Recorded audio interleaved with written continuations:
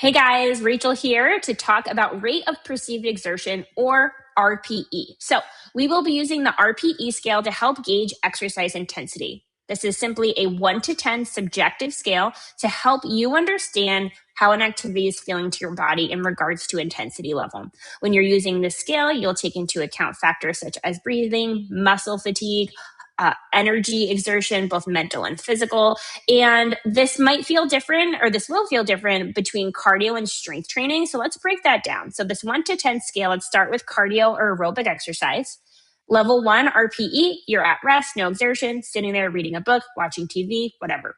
RPE 2 to 3 is very light. It's easy to maintain. You could do this for hours. You can carry on a full conversation without issue. RPE 5 to 6, moderate effort. You can maintain this for longer periods of time. You can manage sentences, but you will feel somewhat breathy at times. For example, if you're walking with a friend, you will be able to talk to them, but will have to take a deep breath at certain points.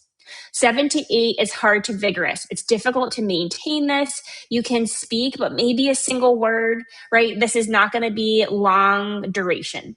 9 to 10, maximal exertion, think like a full sprint. Okay, so for strength training, same thing, 1 to 10 scale. 1 to 4 is going to feel very light. So at the end of a set of an exercise, you could maybe do 7 or more repetitions, right? So essentially you could just keep going a whole nother set without a break, okay?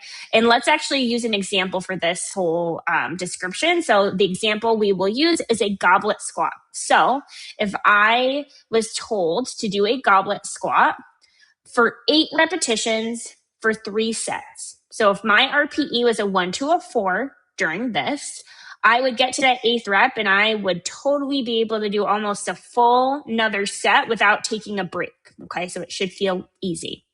RPE 5 to a 6. By the end of that set of 8 repetitions with my goblet squat, I could probably do 4 to 6 more repetitions without needing a break. And this is with good form, okay?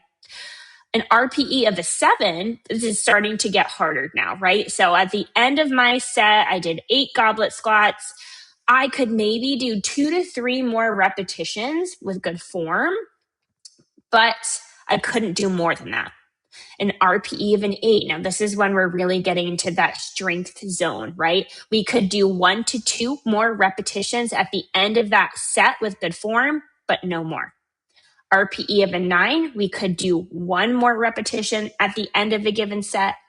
And then an RPE of a 10, you cannot do any more repetitions at the end of that set. So essentially, you have gone to failure with that, okay? So, and by going to failure, that just means that your muscles have fatigued out. They can't do any more. They can't create any more energy to lift more unless you provide adequate rest time, okay? So we're going to be using this scale on a regular basis, and I want you to start to pay attention to how your body is feeling and try to match your intensity level to some of the goals I might give you in regards to rate of perceived exertion.